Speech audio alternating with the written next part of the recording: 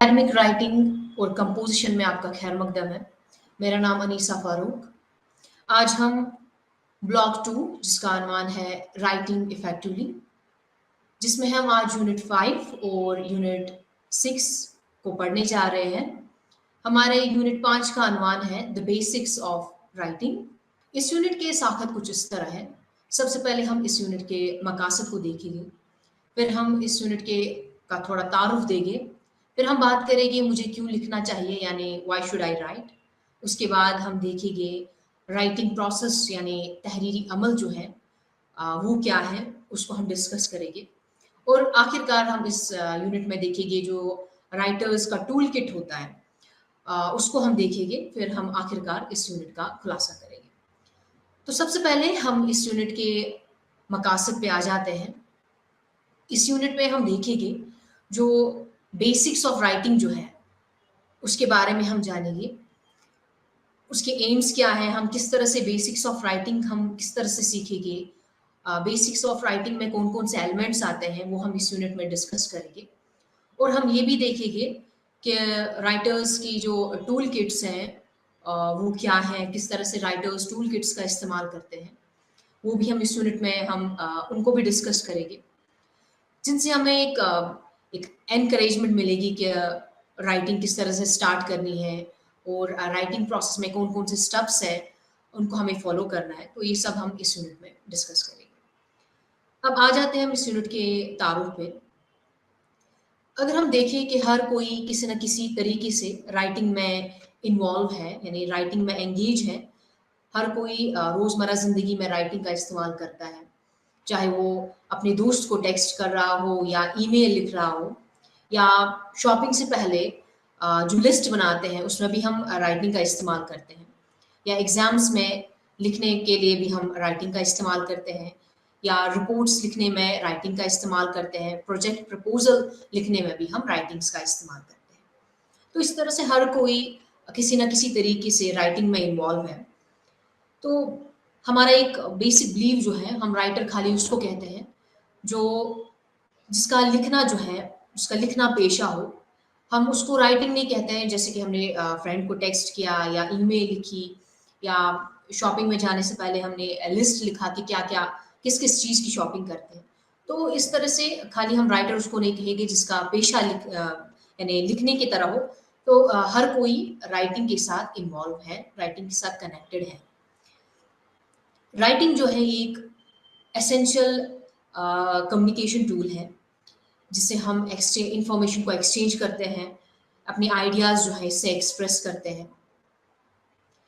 जैसे हम इस टूल को अपने फ्रेंड के साथ कम्युनिकेट करने में इस्तेमाल करते हैं, या कलीग्स के साथ या फैमिली मेम्बर के साथ, जहाँ पर हम ऑरल कम्युनिकेशन का इस्तेमाल नहीं कर सकते, या फ्रेंड जो है वो काफ़ी डिस्टेंस में है या आपका फैमिली मेम्बर काफ़ी डिस्टेंस में, तो उस टाइम हम राइटिंग का इस्तेमाल करते हैं, ईमेल्स लिखते हैं, टेक्स्ट करते हैं, व्हाट्सएप का इस्तेमाल करते हैं। तो इस तरह से हर कोई राइटिंग के साथ किसी न किसी तरीके से वाबस्ता है। तो राइटिंग जो है, राइटिंग की नॉलेज होना और एक्चुअली राइटिंग करना काफ़ी डिफरेंट है। यूजुअली स्टूडेंट्स को क्या होता है कि राइटिंग की नॉलेज है, उनको पता है कि राइटिंग में कौन-कौन से स्टेप्स जो है वो इन्वॉल्व है, या कौन-कौन से स्टेप्स को फॉलो करना है, लेकिन एक्चुअली उनको राइटिंग करना नहीं आता। उनको एंग्जायटी होती है राइटिंग करने में, उनको काफ़ी डिफ़िकल्ट लगता है सेंटेंस लिखने में या पैराग्राफ लिखने में या एक कंपोज़िशन लिखने में, उनको काफ़ी डिफ़िकल्टी आ जाती है। तो हम इस यूनिट में उन सब डिफ़िकल्टीज़ को भी देखेंगे किस तरह से ओवरकम करना है, और किस तरह से राइटिंग नॉलेज जो है वो राइटिंग प्रैक्टिस से किस तरह से डिफरेंट है, और किस तरह से हम राइटिंग नॉलेज को हम किस तरह से प्रैक्टिस में ला सकते हैं, किस तरह से हम हॉबीज़ डेवलप कर सकते हैं ताकि जो हमारी जो राइटिंग स्किल्स हैं वो डेवलप हो जाए। तो इन सब चीज़ों पे हम गौर करेंगे इस यूनिट में। तो सबसे पहले हम देखते हैं कि मुझे क्यों लिखना चाहिए, यानी व्हाई शुड आई राइट।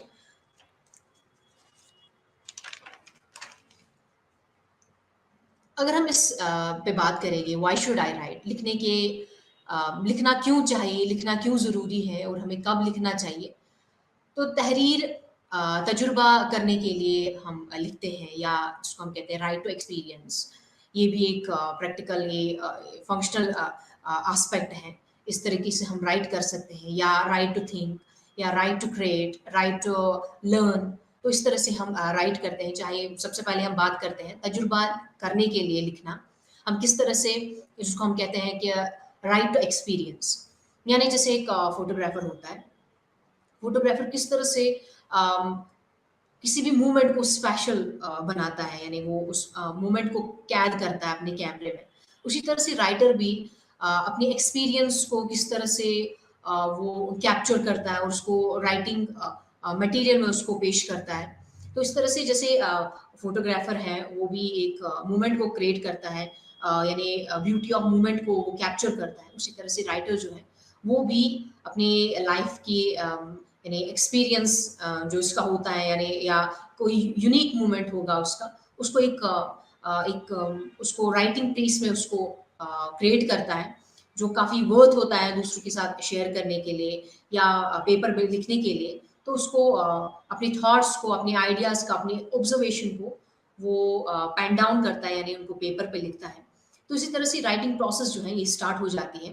यानी अपना सबसे जो इनिशियल यानी मोमेंट है, जो इनिशियल स्टेज है राइटिंग की, वो एक्सपीरियंस से स्टार्ट हो जाती है। यानी जो भी हम ऑब्जर्व करते हैं, जो भी हम इर्द-गिर्द देखते हैं, उस ब्यूटी को हम राइट डाउन करते हैं। तो इस तरह से राइटिंग प्रोसेस जो है वो स्टार्ट हो जाती है।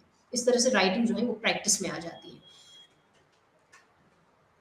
और एक तरीका जो है राइट टू थिंक, यानी सोचने के लिए लिखना। कोई अम, कुछ ऐसी पर्सनैलिटीज़ जो है, यानी ह्यूमन्स जो हैं, अगर आप ऐसे देखें कि जो ह्यूमन्स हैं वो काफ़ी सोचते हैं, उनके दिमाग में काफ़ी थॉट्स होते हैं। लेकिन जो रोज़मर्रा ज़िंदगी में वो अपनी इर्द-गिर्द देखता है, वो बहुत सारी चीज़ों को ऑब्ज़र्व करता है, वो बहुत सारे आइडियाज़ वो रखता है, या अपनी इनसिक्योरिटीज़ के बारे में लिखना चाहता है, या अपनी काफ़ी एम्बिशियस हो उसके बारे में लिखना चाहता है। तो एक इंसान के पास बहुत सारी सोचने के लिए बहुत कुछ है, यानी उसके पास बहुत सारे आइडियाज़ होते हैं। कोई ऐसा होता है कि वो अपने आइडियाज़ को पेन डाउन करता है, उनको लिखने की कोशिश करता है, उनको उन आइडियाज़ को एक्सप्रेस करने की कोशिश करता है। जब उन आइडियाज़ को लिखा जाता है, तो उनकी एक प्रॉपर स्ट्रक्चर जो है वो आ जाता है, उसको हम देख सकते हैं। यानी जब आइडिया एक मेसी थॉट्स होते हैं दिमाग में, जब लेकिन जब राइटर जो है जब वो थॉट्स को, उन आइडियाज़ को लिखने की कोशिश करता है, तब उन कॉम्प्लेक्स थॉट्स को लिखने की कोशिश करता है, तब एक प्रॉपर राइटिंग जो है, प्रॉपर आइडियाज़ जो है वो डेवलप हो जाते हैं। यानी उन आइडियाज़ को शेप मिलती है जब वो लिखने की कोशिश करता है। या जैसे अगर हम देखेंगे, जब भी हम आर्टिकल लिखना स्टार्ट करते हैं, तब हमारे पास बहुत सारे आइडियाज़ होते हैं कि हम हमारे पास बहुत सारे आइडियाज़ होते हैं कि हम इसके बारे में भी लिख सकते हैं, उसके बारे में भी लिख सकते हैं, या बहुत सारे ऐसे सब थीम्स होते हैं जिनके बारे में हम लिख सकते हैं। लेकिन जब हम उन आइडियाज़ को उनको पेन डाउन करने की कोशिश करते हैं, तब हमें क्लियर हो जाता है कि हमें किसके बारे में एक्चुअली लिखना चाहिए, कौन-सी सब थीम जो है, वो हमें इस टॉपिक के साथ रिलेट होती है। किस तरह से जो टॉपिक में एक सब थीम्स के साथ रिलेशन क्रिएट हो जाती है, तो एक क्लियरली समझ में आ जाता है जब एक राइटर उन थॉट्स को पेन डाउन करने की कोशिश करता है। इसके बाद तख्लीक करने के लिए लिखना, यानी राइट टू क्रिएट, यानी अल्फाज जो हैं वो मुतासिर पैगाम ले जाने की ताकत रखती है। तो इसी तरह से कुछ ऐसे स्टूडेंट्स भी होते हैं जो ग्रेट थिंकर्स की तरह अपनी थॉट्स को इस तरह से क्रिएट करते हैं, इस तरह से ग्रेट थिंकर्स की तरह या साइंटिस्ट्स की तरह अपने थॉट्स को रीजंस के साथ उनको लिखते हैं। तो इस तरह से हम ये भी एक एक्चुअली एक किस्म का आर्ट है, यानी एक आर्ट है कि किस तरह से हम अपने थॉट्स को वर्ड्स में उनको हम मुतासिर कुन पैगाम ले जाते हैं। तो इस तरह से राइट टू क्रिएट, यानी कुछ क्रिएटिव पीस लिखना, कुछ क्रिएटिव आर्टिकल लिखना, क्रिएटिव जर्नल में आर्टिकल लिखना, तो इस तरह से राइट भी किया जाता है। या राइट टू लर्न यानी सीखने के लिए लिखना, जिसे लिखने से हमें ज़्यादा याद रहता है कि हम क्या पढ़ते हैं, क्या सीखते हैं, जितना हम लिखने की कोशिश करते हैं, जो भी हमने सुना, जो भी हमने पढ़ा, ज़्यादा उससे ज़्यादा लर्न होता है। ये साइंटिस्ट कहते हैं यानी रिसर्चर्स कहते हैं, जितना हम ज़्यादा से ज़्यादा लिखेंगे, जो भी हमने पढ़ा, जो भी हमने सुना, जो भी हमने सीखा, उससे हमारी जो लर्निंग है वो काफ़ी मज़बूत हो जाती है। तो इसी तरह से जो एक राइटर है उसको खाली रीड के अलावा उसको लिखना भी चाहिए, उसको अपने जो आइडियाज़ हैं उनको पेन डाउन करने चाहिए, या क्रिएटिव प्रोसेस के लिए वो एक क्रिएटिव एक्टिविटी समझकर उसको लिख सकता है, या अपनी थॉट्स को भी पेन डाउन कर सकता है, या अपने एक्सपीरियंस को भी वो लिख सकता है। तो इस तरह से लिखने की प्रैक्टिस जो है वो स्टार्ट हो जाती है। अब हम आ जाते हैं तहरीरी अमल यानी the writing process. Writing process जो है यानी लिखना एक पेचीदा अमल है, जहाँ हम सोचते हैं और मतन तहरीर करते हैं। जब हम लिखते हैं तो हमारे पास आइडियाज़ होते हैं, और ये ख़यालात हमारे पास एक फ्रेज़ के तौर पर होते हैं, और ये अल्फ़ाज़ या जुमले मुंतकी तौर पर जुमले में रखा जाता है, जो फिर हम पैराग्राफ्स की शक्ल में जो आगे जाके मिलता है, या बिला आखिर जो पैराग्राफ है ये एक मरबूत मतन बनाने के लिए एक साथ रखा जाता है, यानी पैराग्राफ्स को एक साथ मिलाया जाता है, तब एक कंपोजिशन बनता है।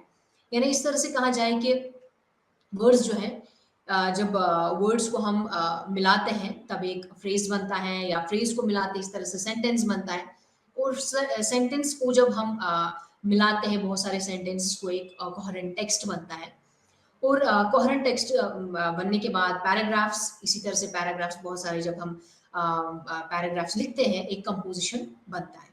तो इस तरह से एक राइटिंग प्रोसेस है, एक स्टेप्स हैं, किस तरह से हम राइटिंग स्टेप्स को किस तरह से फॉलो करते हैं। अब इन स्टेप्स को हम एक-एक करके देखते हैं।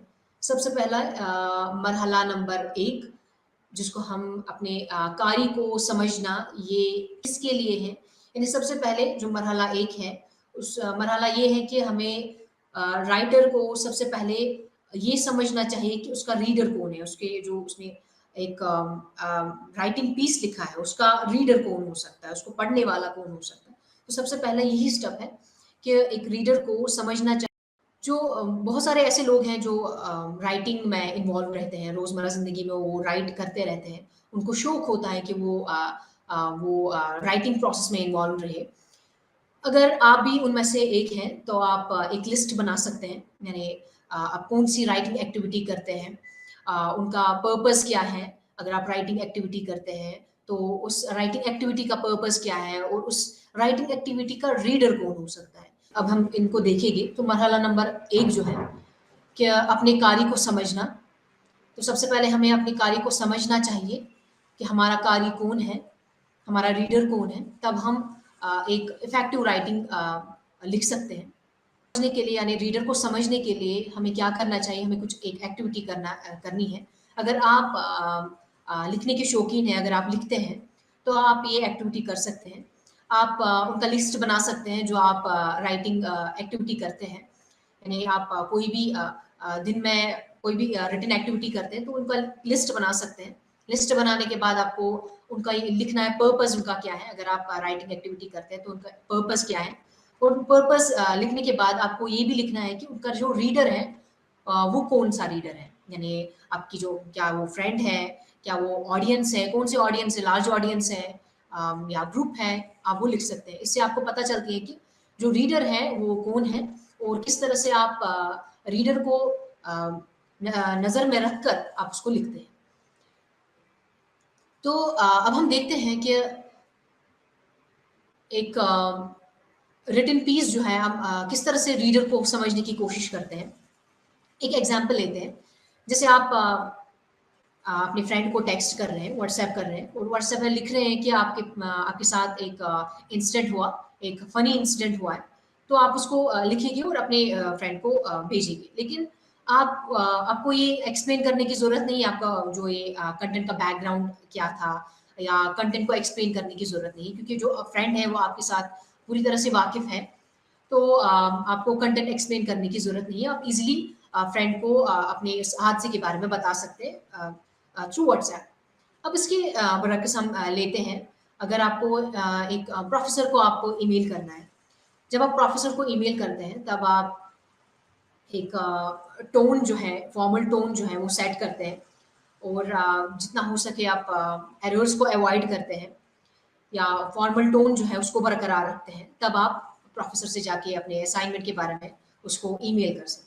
लेकिन अगर हम दोनों को कंपेयर करते हैं, जब अपने फ्रेंड को टेक्स्ट किया, फ्रेंड को अपनी अपना जो इंसिडेंट है उसको शेयर किया, हम देखते हैं कि किस तरह से कितनी डिफरेंस है। यानी जब अपने फ्रेंड को टेक्स्ट किया, उसमें जितनी भी एरर्स हैं, आप उसको नज़रअंदाज करते हैं। चाहे उसमें कितने भी एरर्स होंगे, हम उनको नज़रअंदाज करते हैं, हम एरर्स पे फोकस नहीं करते हैं। हम मैसेज पे फ़ोकस करते हैं और हम बहुत ही इमोटिकॉन्स का इस्तेमाल करते हैं, हम मीम्स का इस्तेमाल करते हैं। बनिस्बत अगर हम प्रोफ़ेसर को ईमेल करते हैं, तो वहाँ पर हम इन चीज़ों का इस्तेमाल नहीं करते हैं, हम इमोटिकॉन्स का इस्तेमाल नहीं करते हैं, हम मीम्स का इस्तेमाल नहीं करते हैं, बल्कि हम वहाँ पर फॉर्मल टोन का इस्तेमाल करते हैं। तो इस तरह से जो रीडर हैं, इन 2 जो सिचुएशंस को हमने देखा, तो दोनों सिचुएशंस में रीडर डिफरेंट है। पहली सिचुएशन में रीडर जो है वो आपकी फ्रेंड है और दूसरी सिचुएशन में जो आपका रीडर है वो प्रोफेसर है। तो दोनों सिचुएशंस में रीडर डिफरेंट है। तो सिचुएशन ही डिफरेंट है, तो आपको लिखने का तरीका जो है वो डिफरेंट होगा। यानी जो पहले वाले सिचुएशन में लिखने का तरीका है, वो बिल्कुल डिफरेंट है पहले वाले से दूसरे वाले से। तो इस तरह से ये सब रीडर पे डिपेंड होता है कि आपका जो रीडर है, वो कौन है, तो उस पे डिपेंड करता है कि आपकी जो राइटिंग स्टाइल है, वो कैसी होनी चाहिए। या अगर हम एम्प्लॉयी को अगर हम रिपोर्ट लिखते हैं या लेटर लिखते हैं, तो वहाँ पर भी हम एक डिफरेंट टोन सेट करते हैं। तो इस तरह से हम रीडर को नज़र में रखकर हम हम लिखते हैं, हम अपनी राइटिंग स्टाइल को चेंज करते हैं। तो हम हमें किस तरह से पता चलेगा कि हमने जो जो हमें लिखना है, जो आर्टिकल हमें लिखना है या जो भी कोई टेक्स्ट हमें लिखना है, उसको हम किस तरह से हम रीडर के बारे में सोचेंगे। सबसे पहले ये सोचना है कि आपका रीडर कौन है और दूसरा कि आपका रीडर जो क्या वो एक पर्सन है या ग्रुप है या लार्ज नंबर ऑफ पीपल है, वो भी आपको नज़र में रखना है। या आपको ये भी नज़र में रखना है कि जो आपका रीडर है, क्या वो फ़ैमिलियर है आपसे जो आप कह रहे हैं या जो क्या आपने इससे पहले कुछ और ज़िक्र किया है, क्या वो उसके साथ फ़ैमिलियर है?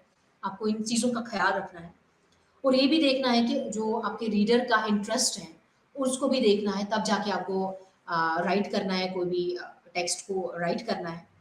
या ये भी देखना है कि बेस्ट तरीका क्या होगा कम्युनिकेट करने के लिए, उनको भी नज़र में रखना है या पर्टिकुलर स्ट्रक्चर क्या होगा, टोन क्या होगा, स्टाइल क्या होगा, उन सबको ध्यान में रखना है, तब जाके आर्टिकल को लिखना है, तब जाके टेक्स्ट को लिखना है।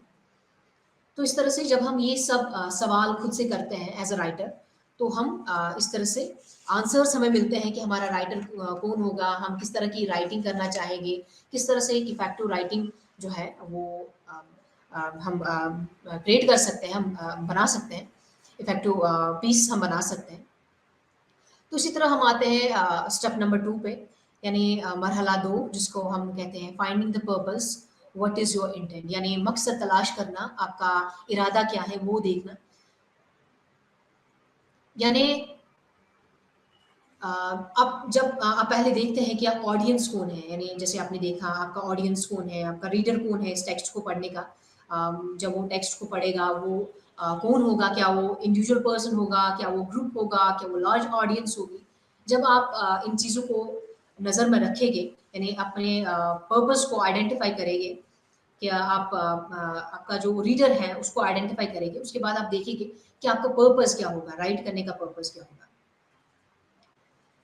जैसे कि अगर आपको कहा जाएगा आप सिटी के बारे में अपना एक्सपीरियंस आप बताएँ कि आपका एक्सपीरियंस कैसा रहा है इस शहर में। तो आपसे ये तवक्कुह की जाएगी कि आपका ज़ाती तौर पर आपका बयान क्या होगा वो देखा जाएगा। या अगर आपको ये कहा जाएगा कि आप किसी भी इश्यू पे अपना आर्गुमेंट दे सकते हैं, तब आपसे तवक्को की जाएगी कि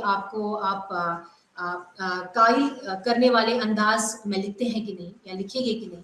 तो इस तरह से जो आपका इंटेंट है वो इंटेंशन पे डिपेंड है कि आपको क्या लिखना है। वो सब आपके इंटेंशन पे डिपेंड है, आप क्यों इस पे लिखना चाहते हैं। वो सब वो गोल आपको नज़र में रखना है।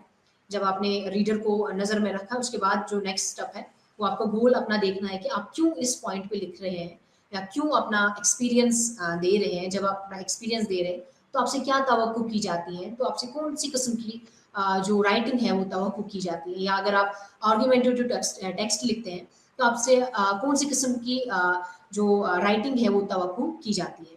तो आपको ये सब नज़र में रखना है। उसके बाद जो तीसरा स्टेप है, जो राइटिंग प्रोसेस अ, है इसके बाद, यानी जो उसका तीसरा स्टेप है, राइटिंग प्रोसेस स्टार्ट हो जाती है।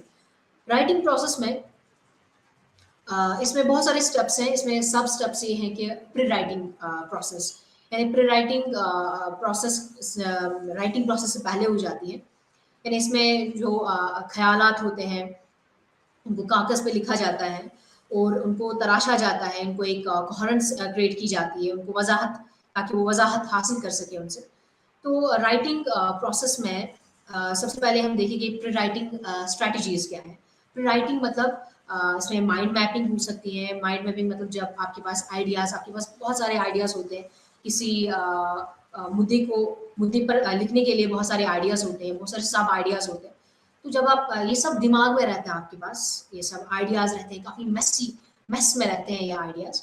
तो जब आप उनको लिखना स्टार्ट करते हैं, तो इनको उन पॉइंट्स को जब आप लिखते हैं, तो लिखने के बाद आप एक रिलेशन क्रिएट करते हैं उन सब टॉपिक्स के दरमियान, किस तरह से कौन-सा पॉइंट किसके साथ रिलेटेड है, किस तरह से आप एक मैप बन जाता है।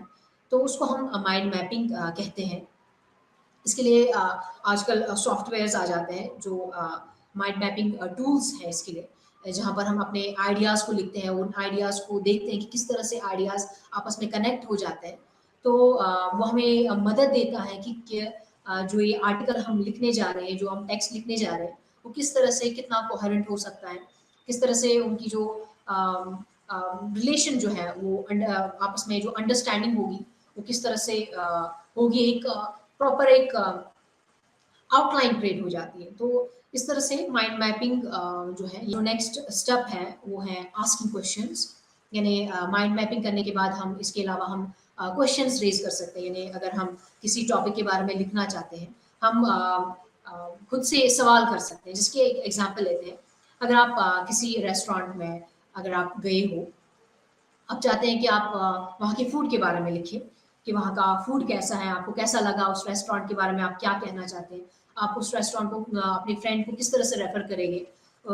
आप खुद से क्या सवाल कर सकते हैं, यानी सबसे पहले आप इस तरह से सवाल कर सकते हैं कि वहाँ का मेन्यू जो है वो क्या था, या मेन्यू में जो वहाँ पर जहाँ पर जितना वो मेन्यू था, उनकी प्राइसिंग क्या थी, या आपको वहाँ के रेस्टोरेंट के बारे में आपको सबसे बेहतर क्या लगा, वो क्यों लगा? इस तरह से आप सवाल कर सकते हैं। या कौन-सा डिश आपको सबसे अच्छा लगा? कौन-सा डिश आपको लगा कि बेहतर प्राइसिंग में है, उनका टेस्ट भी अच्छा है? या वहाँ की सर्विस जो है, उसके बारे में आप सवाल कर सकते हैं। आपको कैसी उस रेस्टोरेंट की सर्विस कैसी लगी? या आप अपने दोस्त को इस रेस्टोरेंट को आप क्यों रिकमेंड करेंगे? रीज़न्स आप पूछेंगे। जब आप ये सवाल खुद से करते हैं, तब आपके दिमाग में बहुत सारे आइडियाज़ जो हैं वो डेवलप हो जाते हैं, वो पॉलिश हो जाते हैं।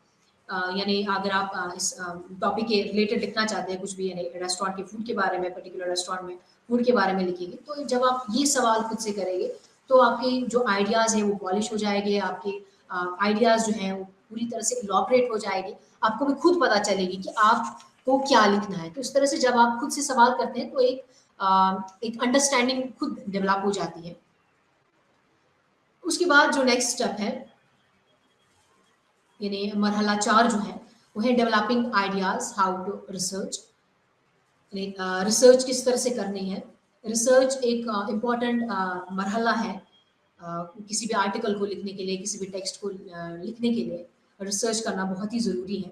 जैसे एग्जांपल लेते हैं, अगर आप चाहते हैं कि आप किसी सिटी को विज़िट करना चाहते हैं, सबसे पहले आप क्या करें कि आप प्लान करते हैं कि जब आपको किसी शहर में आपको जाना है पहली बार, अगर आपको किसी शहर में जाना है, समझो आपको मुंबई ट्रैवल करना है या दिल्ली ट्रैवल करना है, तो सबसे पहले आप प्लान बनाएँगे कि आपको वहाँ की कौन-कौन सी जगहों को देखना है और वहाँ पर आप किन-किन होटल्स में रहेंगे। आप ऑनलाइन सर्च करेंगे कि चीप अकोमोडेशन वहाँ की क्या-क्या है, वहाँ के रेस्टोरेंट्स कौन-कौन से हैं, वहाँ के टूरिस्ट स्पॉट्स कौन-कौन से हैं। तो आप ये सब जो है वो ऑनलाइन आप सर्च करेंगे। तो जिससे आपको एक आइडिया मिलेगा कि आपकी जो ट्रैवलिंग में काफ़ी ईज़ी हो जाएगा। आपके रिसर्च इसको हम इस प्रोसेस को हम रिसर्च कहते हैं। जब आप किसी भी काम करने से पहले जब आप उसको उसके बारे में तहकीक करते हैं, उसके बारे में जानना स्टार्ट करते हैं, उस प्रोसेस को स्टार्ट करने से पहले आप सवाल करते हैं, उसके बारे में जानना चाहते हैं, तो उसको हम रिसर्च कहते हैं। तो रिसर्च जो है एक बहुत ही इम्पोर्टेंट स्टेप है राइटिंग में। ये इसमें एक अंडरस्टैंडिंग होती है जब आप किसी टेक्स्ट के बारे में लिखना चाहते हैं तो उसकी डेफिनेशन सर्च करते हैं, उसका हिस्टोरिकल पर्सपेक्टिव उसको देखते हैं, उसकी बहुत ही सिमिलर थॉट्स जो हैं, यानी जिस थॉट को आप डिस्कस करना चाहते हैं उनको भी आप इंटरनेट पे सर्च कर सकते हैं कि बाकी ऑथर्स का क्या कहना है, बाकी रिसर्चर्स का क्या कहना है इस बारे में। तो वो सब जो है वो उससे आपको एक आइडिया मिलेगा कि एक बहुत ही इम्पोर्टेंट स्टेप है। अब रिसर्च करने में कौन-कौन से स्टेप्स हैं? रिसर्च करने में बहुत सारे स्टेप्स हैं। सबसे पहले इंटरनेट का इस्तेमाल हम करते हैं या क्रेडिबल रिसोर्सेज़ का इस्तेमाल हम करते हैं, उनको पढ़ते हैं या लाइब्रेरी रिसर्च करते हैं या ऑर्गनाइज़ करते हैं हम जो भी हमने रिसर्च आर्टिकल्स हमने पढ़े उनको हम ऑर्गनाइज़ करते हैं। सबसे पहले हम देखेंगे इंटरनेट रिसर्च जो है यानी सबसे पहले जो बहुत ही ईज़ी हो जाता है रिसर्च करने के लिए जो एक प्राइमरी सोर्स है इंटरनेट, तो इंटरनेट भी एक प्राइमरी सोर्स है, बहुत ही फ़ास्ट है। तो ये हम इस्तेमाल कर सकते हैं अपने वर्क में या अपने टेक्स्ट को राइट करने में हम इसका इस्तेमाल कर सकते हैं। तो जैसे हम इंटरनेट सर्च करते हैं, हम बहुत सारी वेबसाइट्स को देखते हैं, वहाँ पर हम काफ़ी इन्फॉर्मेशन हासिल करते हैं। उन टॉपिक को अच्छी तरह से समझते हैं, उन टॉपिक के बारे में देखते हैं कि और कौन-सी रिसर्च हुई है इस टॉपिक के बारे में और किसने क्या लिखा है, किस रीडर ने किस तरीके से लिखा है और क्या लिखा है उस टॉपिक के बारे में। वो सब आप इंटरनेट के ज़रिए आपको एक की पॉइंट्स मिलते हैं, आपको अंडरस्टैंडिंग हो जाती है, आपको हिस्ट्री उसकी पता चलती है, डेफिनिशंस पता चलती है, रीसेंट डेवलपमेंट्स आपको उस टॉपिक के बारे में पता चलती है। उसके बाद क्रेडिबल सोर्सेज़ यानी आपको आइडेंटिफ़ाई करने चाहिए कि कौन-कौन से क्रेडिबल सोर्सेज़ हैं जो आपको इस्तेमाल करने चाहिए रिसर्च के लिए। जैसे इंटरनेट पे बहुत सारी ऐसी वेबसाइट्स भी हैं जो ऑथेंटिक नहीं है, जिनकी क्रेडिबिलिटी जो है वो बिल्कुल ज़ीरो है। यानी कोई भी जो है वो आजकल वेबसाइट बनाता है, उसके ऊपर इन्फॉर्मेशन डालता है और वो क्या क्या वो इन्फॉर्मेशन ऑथेंटिक है या नहीं है, वो जानना बहुत ही ज़रूरी है। तो जब भी हम किसी वेबसाइट को देखते हैं, हमें जानना चाहिए कि उसका जो ऑथर है, उसका जो ओनर है वो कौन है, ऑथर कौन है? क्या वो अगर वो ऑथर है, अगर वो राइटर है इस पर्टिकुलर पीस का उसकी क्वालिफ़िकेशन क्या है? क्या वो उसकी कैपेबिलिटी है, वो इस तरीके के टेक्स्ट को लिख सकता है? तो ये सब चीज़ें जो है, ये इनको हमें नज़र में रखना है जब भी हम किसी भी वेबसाइट को हम एज़ अ टूल इस्तेमाल करते हैं, एज़ अ रिसर्च टूल इस्तेमाल करते हैं। तो इन सबको हमें इन सवालों को हमें जवाब ढूँढना चाहिए कि क्या इन्फॉर्मेशन जो इस वेबसाइट पे है, क्या वो ऑथेंटिक इन्फॉर्मेशन है? क्या वो रिलायबल सोर्स है? या अगर उस ऑथर ने इस टेक्स्ट के बारे में, इस पर्टिकुलर टॉपिक के बारे में लिखा है, क्या उसने सही सोर्सेज़ का इस्तेमाल किया है? क्या उसने किन-किन सोर्सेज़ का इस्तेमाल किया है? वो सब भी देखना है।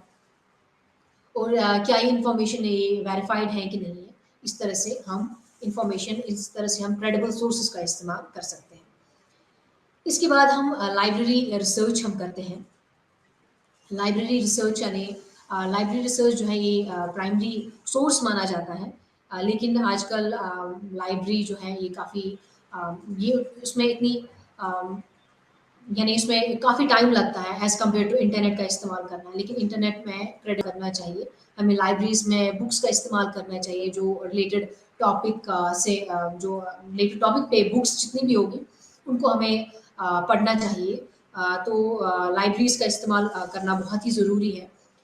इसके बाद जो है organise and label your research यानी हमें जो भी हमने तहकीक की हैं, जितना भी डेटा अब हमारे पास है उनको हमें लेबलाइज करना बहुत ही ज़रूरी है। जैसे कि हमने इंटरनेट पे किसी पर्टिकुलर आर्टिकल को देखा, उस आर्टिकल को सेव करना, उस आर्टिकल को आइंदा इस्तेमाल करना हमें पड़ सकता है, तो उनको सेव करना बहुत ही ज़रूरी है, उनको ऑर्गेनाइज़ करना, एक पर्टिकुलर फ़ाइल बनाना। अगर आप लैपटॉप पे काम करते हैं, उसको लैपटॉप पे उस पे एक फ़ाइल फ़ोल्डर बना देना, उन फ़ाइल्स को आप जो भी रिलेटेड टॉपिक्स वाले फ़ाइल्स हैं, उनको आप उस फ़ोल्डर में रख सकते हैं। तो इस तरह से आप अपने इस पूरे रिसर्च को आप ऑर्गेनाइज़्ड मैनर में आप रख सकते हैं। इसके बाद मरहला 5 जिसका नाम है साखत, यानी खाके कैसे बनाए जाए, यानी आउटलाइन हम किस तरह से बनाते हैं। अब हमारे पास बहुत सारे डेटा हैं जो हमारे जो हमने रिसर्च की है, उनको ऑर्गेनाइज करके रखा है। अब हमारे पास बहुत सारा डेटा है ताकि हम अपना आउटलाइन बना सकें। हम आउटलाइन यानी जिसको हम खाका कहते हैं। अ, तो एक खाका आपकी तहरीर का ढांचा तैयार करता है, यानी जो भी आपको लिखना है उसका एक ढांचा जो है वो उसको आउटलाइन हम कहते हैं। तो आउटलाइन बनाने के लिए आपके आपके पास बहुत सारा डेटा है जो आप इस्तेमाल करते हैं, जिससे आपकी एक प्रॉपर अंडरस्टैंडिंग हुई है कि आपको अब टॉपिक में क्या लिखना है, आपको इस आर्टिकल में क्या लिखना है, एक पूरा एक एक आइडिया मिल जाता है। तो एक खाका को यूजुअली जो हम आउटलाइन के लिए जो मेथड हम इस्तेमाल करते हैं वो है, सबसे पहले हम इंट्रोडक्शन लिखते हैं, उसके बाद बॉडी लिखते हैं, फिर उसके बाद कंक्लूजन लिखते हैं। यानी ये 3 मेन पॉइंट्स हैं, 3 मरहले हैं इस खाका को लिखने के लिए, यानी इंट्रोडक्शन, बॉडी एंड कंक्लूजन। तो इंट्रोडक्शन में हम हुक लिखते हैं, यानी हुक यानी जो रीडर के लिए बहुत ही कैची होगा, आगे जाके आगे वाला टॉपिक पढ़ना, आगे टेक्स्ट पढ़ना। तो हुक होना बहुत ही ज़रूरी है, यानी इंट्रोडक्शन में हुक होना बहुत ही ज़रूरी है। उसके बाद बॉडी जो है ये इसमें एक्सप्लेनेशंस होती है, इसमें एविडेंसेस होते हैं, प्रूफ्स होते हैं, वो हम बॉडी में लिखते हैं। उसके बाद लास्ट में कंक्लूजन, जिसमें हम अपनी फाइंडिंग को सम अप करते हैं और एक जो आइडिया है जो सम अप करके हम रिजल्ट पेश करते हैं। तो इस तरह से हम आउटलाइन क्रिएट करते हैं, वो बनाते हैं। जब हम आउटलाइन क्रिएट करते हैं उसके बाद नेक्स्ट जो मरहला है वो है कि putting it on the paper, यानी हाउ टू राइट, यानी कागज़ पर लिखना कैसे लिखे। अब हम लिखने वाली स्टेज पर अब हम आ जाते हैं, यानी जैसे ही हमने एक खाका बनाया, अब हम उसके बाद लिखने वाली स्टेज पे आ जाते हैं। लेकिन जो ये मरहला 6 है, यानी लिखने वाली स्टेज जो है, ये काफ़ी डिफ़िकल्ट रहता है। यानी मोस्टली उसके लिए ज़्यादा डिफ़िकल्ट रहता है जिसको ये हैबिट नहीं है, जिसको राइटिंग वाला हैबिट नहीं है, जिसमें राइटिंग वाला हैबिट अभी तक डेवलप नहीं हुआ है, तो उसके लिए काफ़ी डिफ़िकल्ट रहता है। यानी अपने ब्रेन को इतना पुश करना कि लिखने के लिए अपने आप को मोटिवेट करना, ये बहुत ही ज़रूरी है इस मरहले पे। यानी आपके पास अब सब कुछ है, आपके पास खाका, आपने खाका भी बनाया है कि आपको क्या-क्या लिखना है, कहाँ पर किस पैराग्राफ में क्या आपको इंक्लूड करना है, वो आपने ऑलरेडी बना के रखा है। अब आपको राइटिंग वाला स्टेज जो है, इसमें काफ़ी एंग्ज़ायटीज़ होती हैं, इसमें काफ़ी डिफ़िकल्ट लगता है स्टूडेंट को कि शायद मैं नहीं कर सकता, ये मेरे लिए बहुत डिफ़िकल्ट होगा। ये सब थॉट्स जो हैं इस स्टेज पे, इस मरहले पे आ जाती हैं। लेकिन अब इन एंग्ज़ायटी वाले इश्यूज़ को किस तरह से ओवरकम करें? सबसे पहले वो है कि फ्री राइट, हमें स्टूडेंट को ऐसा नहीं सोचना चाहिए कि मेरा जो मैं लिख रहा हूँ, पता नहीं इसमें ग्रामेटिकल एरर्स तो नहीं है, पता नहीं इसमें वोकैब्युलरी सही से है कि नहीं है, या इसमें कोहेजन है कि नहीं है। ये सब सोचना नहीं है, बल्कि जो भी आपको दिमाग में आता है उसको लिखना है। यानी फ्री राइड करना है। उसके बाद कॉन्सन्ट्रेट करना है। कॉन्सन्ट्रेट इस मरहले पे कॉन्सन्ट्रेट का होना बहुत ही ज़रूरी है। जब तक ना कॉन्सन्ट्रेशन हो, फ़ोकस हो, तब तक ये बहुत ही डिफ़िकल्ट हो जाता है राइट करना। और उसके बाद हैबिट को डेवलप करना है। जितना आप राइटिंग हैबिट को डेवलप करेंगे, इसको एक हैबिट बनाएँगे अपनी रोज़मर्रा ज़िंदगी में, तो उतना ही आपके लिए ईज़ी हो जाएगा राइट करना। किसी भी पॉइंट पे आप लिख सकते हैं। उसके बाद टाइम योरसेल्फ, यानी अगर आप आज 5 मिनट दे रहे हैं, कल आपको 10 मिनट देने हैं, या इसी तरह से आपको टाइम जो है वो इंक्रीज़ करना है दिन ब दिन। तो इस तरह से हम राइटिंग जो है राइटिंग प्रोसेस जो है वो डेवलप हो जाएगी हमारी। मोस्टली जो मरहला 6 है, यानी लिखना, ये काफ़ी डिफ़िकल्ट रह जाता है, तो इससे इसमें जितने भी प्रॉब्लम्स हो जाती हैं, वो ओवरकम हो जाती है आहिस्ता-आहिस्ता। इसके बाद मरहला 7 जो है, यानी reworking the draft, how to write. जैसे ही हमने लिखा, यानी मरहले 6 में हमने देखा कि हम लिखना स्टार्ट करते हैं, हमें ये एक्सपेक्टेशंस नहीं रखनी है कि जो हमने लिखा वो एक्यूरेट होगा, उसमें कोई मिस्टेक नहीं होगी, यानी वो एरर फ्री होगा।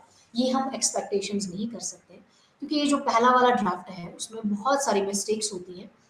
इसमें काफ़ी उसको पॉलिश करने की ज़रूरत होती है।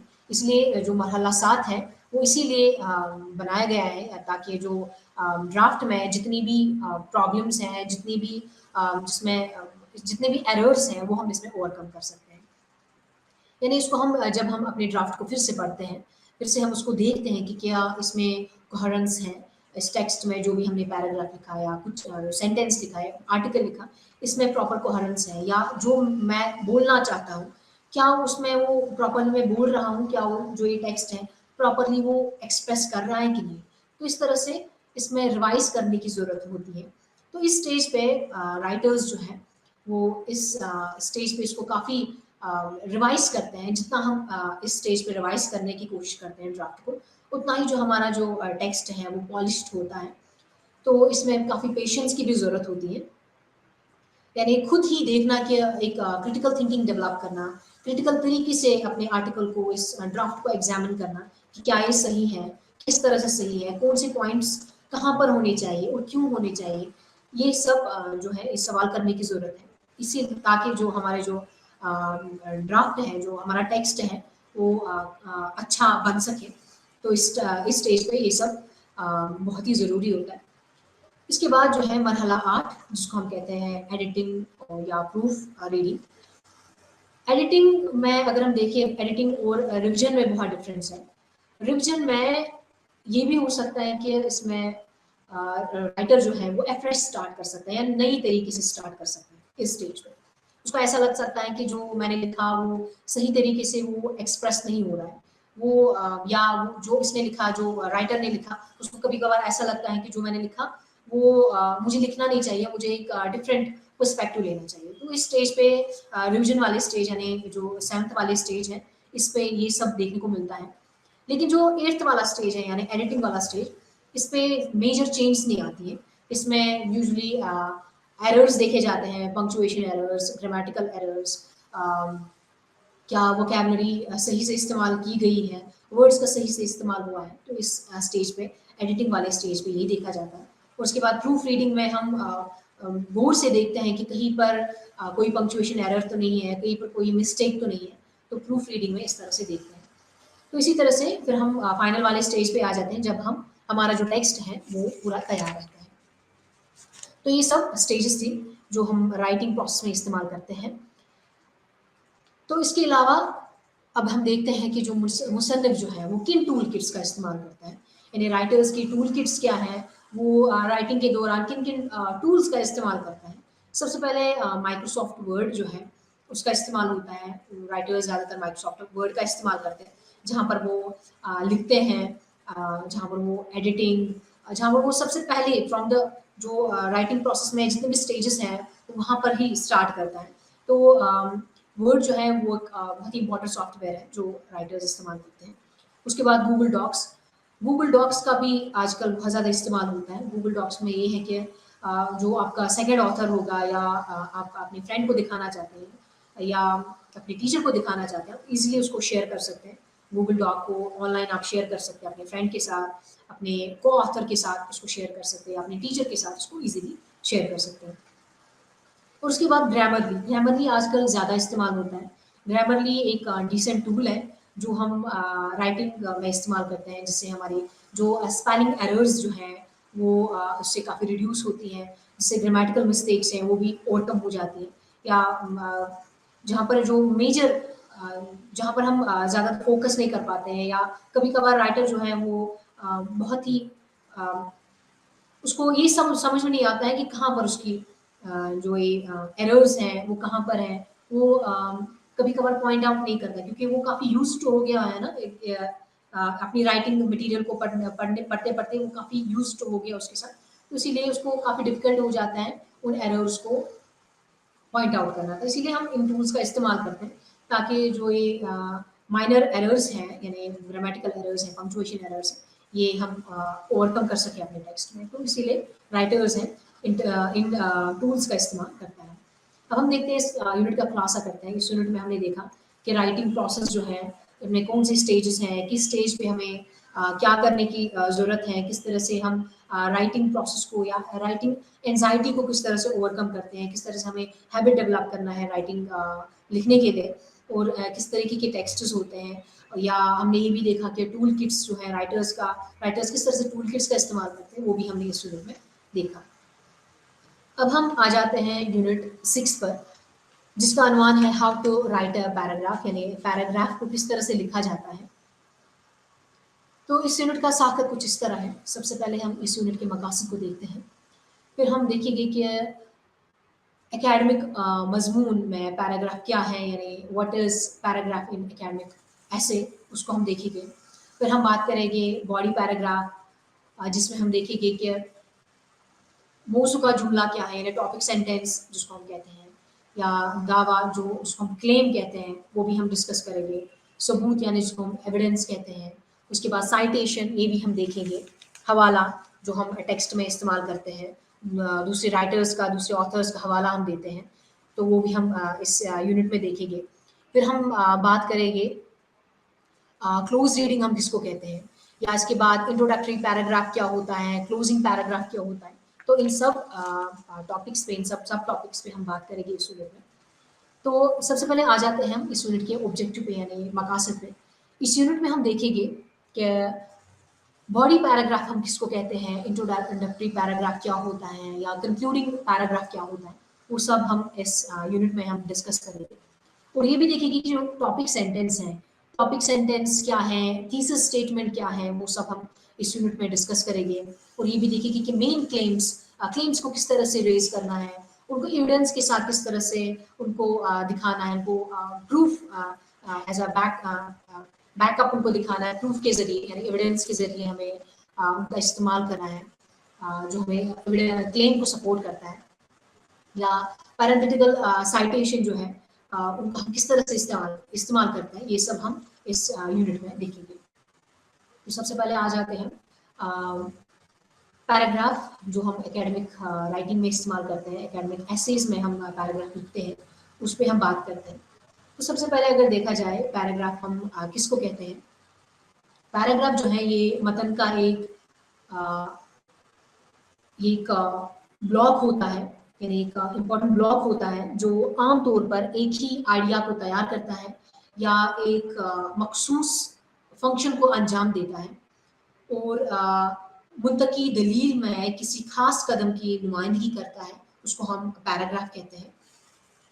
पैराग्राफ यूजुअली इसको क्लासिफाई किया जाए, इनको डिफरेंट कैटेगरीज में रखा जाता है। एक पैराग्राफ होता है इंट्रोडक्टरी पैराग्राफ, दूसरा होता है बॉडी पैराग्राफ या कंक्लूडिंग पैराग्राफ। ये पैराग्राफ के इकसाम है जो हम एसेज में, जो हम कंपोजिशंस में, एसेज में हम देखते हैं इस तरीके के पैराग्राफ्स को।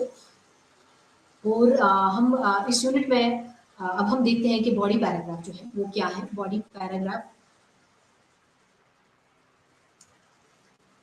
पैराग्राफ यानी पैराग्राफ का अक्सरियत जो इल्मी तहरीर का एक टुकड़ा यानी तश्कील देती है, वो बॉडी पैराग्राफ कहलाती है।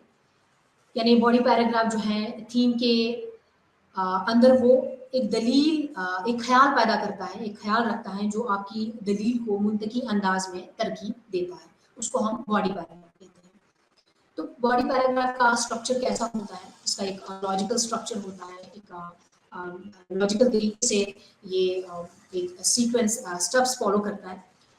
जैसे हम सबसे पहले देखेंगे कि टॉपिक सेंटेंस, तो टॉपिक सेंटेंस का होना, बॉडी पैराग्राफ में टॉपिक सेंटेंस का होना बहुत ही ज़रूरी है।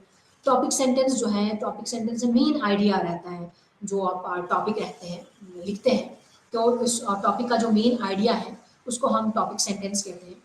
तो ये बॉडी टेक्स्ट में, बॉडी पैराग्राफ में देखने को मिलता है। और ये अक्सर जो राइटर्स हैं इसको बिगिनिंग में रखते हैं, यानी टेक्स्ट के बिगिनिंग में टॉपिक सेंटेंस रहता है।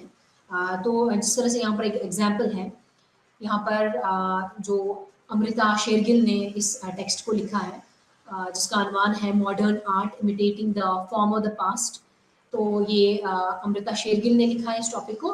तो यहाँ पर हम देखेंगे कि ये जो पैराग्राफ है इस पैराग्राफ में टॉपिक सेंटेंस जो है ये पहले ही दिखाया गया है, तो यानी जो बोल्ड लेटर्स में है ये टॉपिक सेंटेंस है। जो इसके बाद आने वाले जो सेंटेंसेस हैं वो सब जो है ये इसी टॉपिक सेंटेंसेस के रिलेटेड है। जैसे कि and now I shall proceed to explain how one is to approach to picture to derive from the maximum aesthetic enjoyment. In the first place, the picture must be painted, which means that the picture of a chair or of a pair of boots must be aesthetically as satisfying and interesting as portrait of a remarkable handsome man or a charming woman. तो ये paragraph जो है इसमें दिखाया गया है कि ये एक पेंटिंग के बारे में लिखा गया है। तो इसमें सबसे पहले जो इनिशियल सेंटेंस है ये टॉपिक सेंटेंस कहलाया गया है, क्योंकि इस सेंटेंस में ही कहा गया है कि जो आगे पूरा टेक्स्ट जो है ये किसके बारे में है, यानी इसमें आगे जाके क्या एक्सप्लेन हो रहा है। तो यूजुअली जो बॉडी पैराग्राफ में जो टॉपिक सेंटेंस है वो राइटर्स जो वो इनिशियल सेंटेंस जो है वो टॉपिक सेंटेंस कहलाया जाता है। लेकिन कुछ ऑथर्स जो है उनका अपना राइटिंग स्टाइल डिफरेंट होता है, तो वो अपने राइटिंग स्टाइल में अपना जो ये टॉपिक सेंटेंस है वो या तो मिडिल में रखते हैं या एंड में रखते हैं। बट यूजुअली जो ऑथर्स हैं वो टॉपिक सेंटेंस जो है ये इनिशियल स्टेज पे पैराग्राफ के इनिशियल पॉइंट पे इनको लिखा जाता है। इसी तरह से नेक्स्ट पॉइंट जो है वो है क्लेम्स। क्लेम्स जो है यानी दावे करना। जैसे एक टेक्स्ट को लिखा जाता है, टेक्स्ट को लिखने के वक्त एक ओरिजिनल आइडिया होता है, राइटर का जो ओरिजिनल आइडिया होता है वो उसका क्लेम होता है कि वो एक्चुअली इस टॉपिक के बारे में वो अपने क्या ख्याल रखता है, वो इस टॉपिक के बारे में वो क्या क्लेम करता है, उसको हम वो ओरिजिनल इंफॉर्मेशन क्या रखता है उसको हम क्लेम कहते हैं। यानी जो भी सेंटेंसेस एकेडमिक राइटिंग में जो स्टेटमेंट ये कन्वे करे, जो ओरिजिनल इंफॉर्मेशन वो कन्वे करे उसको हम क्लेम कहते हैं। यानी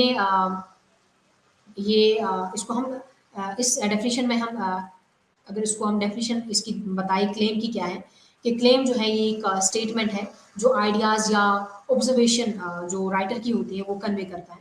यानी जो राइटर की जो अपनी ऑब्जर्वेशन होती है, अपने आइडियाज़ जो होते हैं वो हम क्लेम से कन्वे करते हैं। लेकिन क्लेम को कन्वे करने के लिए जब हम क्लेम कन्वे करते हैं, जब हम उनको लिखते हैं, इसके लिए एक एविडेंस होने की बहुत ही ज़रूरत है। एविडेंस के बगैर कोई भी रीडर उसको पढ़ना पसंद नहीं करेगा, जब तक ना उसकी एविडेंस होगी, जब तक ना उसका एक बैकड अप एविडेंस होगा। यानी अगर आप कोई पॉइंट रखते हैं, इस टॉपिक के रिलेटेड कोई पॉइंट रखते हैं, आपका जो ये थॉट्स जो हैं आप इस पर्टिकुलर एस्पेक्ट आप ले रहे हैं, लेकिन आप इस पर्टिकुलर एस्पेक्ट अगर ले रहे हैं लेकिन उसका आपको एक एविडेंस देना है कि क्यों आपको लगता है कि ये पर्टिकुलर एस्पेक्ट जो है ये बेहतरीन है, ये सबसे बेहतर है बनिस्बत बाकी जो एस्पेक्ट्स हो गए इस टॉपिक के रिलेटेड वो बेहतर नहीं है। तो इस जो एविडेंस है वो बहुत ही इंपॉर्टेंट स्टेप है। अपने क्लेम को एक बैकअप देना बहुत ही ज़रूरी है। ये प्रूफ देता है कि हम किस तरह से हम एविडेंस जो है अपने क्लेम को में का इस्तेमाल कर सकते हैं, या कोई भी एक्सपेरिमेंटल फाइंडिंग होगी उनका हम इस्तेमाल कर सकते हैं। उनसे हम हमारी जो क्लेम में एक सपोर्ट मिलता है, या इंटरव्यू ट्रांसक्रिप्ट होगी उसकी मदद से भी हम हमारे जो इस क्लेम में बैकअप मिलता है, या एक्सर्प्ट्स का इस्तेमाल हम कर सकते हैं। तो इस तरह से हमारा जो क्लेम है ये काफ़ी पावरफुल बन जाता है, एविडेंस की मदद लेकर काफ़ी पावरफुल बन जाता है। तो हम एविडेंस हम कोर्ट फॉर्म में भी हम लेते हैं, कोर्ट फॉर्म में भी हम इस्तेमाल करते हैं एविडेंस का। यहाँ पर हम देख सकते हैं एविडेंस में हम कोटेशंस का भी इस्तेमाल करते हैं। कोटेशन यूजुअली हम उनको कहते हैं कि जब कोई ऑथर होगा, किसी ऑथर ने भी इस टॉपिक के बारे में लिखा है, अगर आप उनके एक्चुअल वर्ड्स का इस्तेमाल करते हैं अपने टेक्स्ट में, तो उनको हम कोटेड मार्क्स में उनको रखते हैं, उनको इन्वर्टेड कॉमास में हम रखते हैं, जिनको हम कोटेड मार्क्स कहते हैं। तो जब हम उसकी एक्चुअली जो उसका रिटन पीस था उसको हम एक्चुअली लिखेंगे, हम एक्चुअली उनका इस्तेमाल करके कॉपी का इस्तेमाल करेंगे, तो उसको हम कोटेशंस कहते हैं। तो यूजुअली हम उन कोटेड मार्क्स का भी इस्तेमाल करते हैं ताकि हमारी जो क्लेम है वो काफ़ी सपोर्ट उसका काफ़ी वो काफ़ी सपोर्टेड हो, तो उनका हम इस्तेमाल करते हैं या कभी-कभार पैराफ्रेज़िंग का इस्तेमाल करते हैं। यानी जो भी कोई ऑथर जो है उसने कुछ क्लेम किया है या उनके थॉट्स को आप लेते हैं, लेकिन अपने वर्ड्स में उन थॉट्स को इन व्यू पॉइंट्स को अपने वर्ड्स में आप बयान करते हैं, उसको हम पैराफ्रेज़िंग कहते हैं। तो पैराफ्रेज़िंग का भी इस्तेमाल होता है अपने क्लेम को सपोर्ट करने के लिए। इसके अलावा समरी समरी यानी आप अपने किसी भी लॉन्ग टेक्स्ट को पढ़ा है, किसी ऑथर की लॉन्ग टेक्स्ट को पढ़ा है, जो काफ़ी लॉन्ग होगा, आप उसको समराइज़ करते हैं, उसको उसका जो मेन जो आइडिया है, उसका इस्तेमाल करके आप अपने टेक्स्ट में इस्तेमाल करते हैं, उसको यूज़ करते हैं। तो इस तरह से हम समरी का भी इस्तेमाल करते हैं एविडेंस को अपने क्लेम को स्ट्रॉन्ग बनाने के लिए इस तरह से हम एविडेंस का इस्तेमाल करते हैं। इसके बाद जो है वो साइटेशन यानी साइटेशन का भी हम इस्तेमाल करते हैं एकेडमिक राइटिंग में। एकेडमिक और नॉन एकेडमिक राइटिंग जो है वो साइटेशन ही उनको अलग करती है। यानी साइटेशन की मदद से हम कह सकते हैं कौन एकेडमिक राइटिंग है और कौन एकेडमिक राइटिंग नहीं है। यूजुअली एकेडमिक राइटिंग में साइटेशन का होना बहुत ही ज़रूरी है। जो भी आप जिन ऑथर्स को आपने पढ़ा है, जिन ऑथर्स की बुक्स को आपने पढ़ा है या उनके टेक्स्ट को पढ़ा है, उनको उनका हवाला देना बहुत ही ज़रूरी है कि आपने इस टेक्स्ट को पढ़ा है, अपने इस आर्टिकल में आपने उनके टेक्स्ट को भी रेफर किया है, उनको यूज़ किया है। तो इस तरह से साइटेशन का होना बहुत ही ज़रूरी है, जिसकी वजह से प्लेजरिज्म में वरना प्लेजरिज्म दिखाता है, वरना ये प्लेजरिज्म टेक्स्ट दिखाता है, इसको हम प्लेजरिज्म टेक्स्ट कहते हैं। तो जितनी भी साइटेशन होगी, अगर हम प्रॉपर साइटेशन का इस्तेमाल करते हैं, तो हमारा जो टेक्स्ट है वो ओरिजिनल टेक्स्ट होगा। और साइटेशन के लिए हम बहुत सारे मेथड्स का इस्तेमाल करते हैं, बहुत सारे स्टाइल्स का इस्तेमाल करते हैं, जैसे कि एमएलए, एपीए, शिकागो स्टाइल का हम इस्तेमाल करते हैं और ये डिपेंड होता है कि जिस जर्नल में जहाँ पर भी आप इस टेक्स्ट को पब्लिश कर रहे हैं, तो उस पे डिपेंड होता है कि वो कौन से स्टाइल को फॉलो करते हैं। तो एक स्टाइल जो है एक गाइड रहता है कि किस तरह से इंडेक्सिंग करनी है, किस तरह से स्पेस रखनी है, किस तरह से पैराग्राफ स्टार्ट करने हैं। तो इस स्टाइल यानी एमएलए या एपीए इनसे हमें पता चलती है कि किस तरह से हम टेक्स्ट को एक लेआउट क्रिएट कर सकते हैं। तो साइटेशन का भी होना बहुत ही ज़रूरी है। उसके बाद जो क्लोज रीडिंग जो है क्लोज रीडिंग का भी बहुत ही ज़रूरी है टेक्स्ट में। क्लोज रीडिंग हम कोट्स की मदद से भी हम इस्तेमाल करते हैं, कोट्स का हम यूज़ करते हैं। जैसे कि यहाँ पर हम देखते हैं, यहाँ पर एक कोट है, our western trained doctors still hold that the quality emanates from the research center, and these sciences are expertise cannot be emulated by the untrained craftsmen and an unorthodox doctors। तो यहाँ पर विश्वनाथ की coat का इस्तेमाल किया है जो page 368 है। तो ये कोट है, लेकिन क्लोज रीडिंग इसकी हम कैसे कर सकते हैं? यानी इस कोट को यहाँ पर इस्तेमाल किया गया है, जो मेन टेक्स्ट है, मेन पॉइंट्स हैं, इनको कोट्स में रखा गया है और जो एक्चुअल वर्ड्स हैं, जो इस कोट से लिया गया है, उसको हमने इस कोटेड मार्क्स में रखा है। तो इस तरह से हम जो है इन टेक्स्ट का इस्तेमाल कर सकते हैं और किस तरह से यहाँ पर एविडेंस क्रिएट की है, किस तरह से इन टेक्स्ट के साथ रिलेटेड होगा, तो यहाँ पर हम इस तरह से क्लोज रीडिंग में इनका इस्तेमाल करते हैं।